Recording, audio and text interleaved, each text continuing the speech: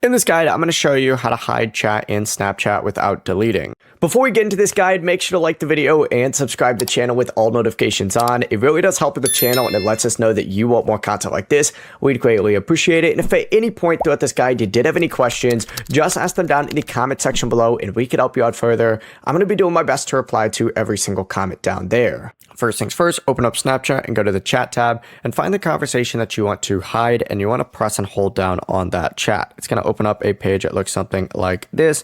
What you need to go ahead and do is select chat and notification settings and hit clear from chat feed right here. It's going to ask you to confirm this does not delete saved or sent messages in the conversation. It only removes the chat from the main chat list. Go ahead and do that, and if you ever want to bring it back, you just got to search for it just like so and just pretty much do the opposite of what you just did. The process is that simple. Before you leave this guide, make sure to like the video and subscribe to the channel with all notifications on. It really does help the channel and it lets us know that you want more content like this. We'd greatly appreciate it. And if at any point throughout this guide you did have any questions, once again, ask them down in the comment section below and we can help you out further. I'm going to be doing my best to reply to every single comment down there. Have a great rest of your day though. Peace.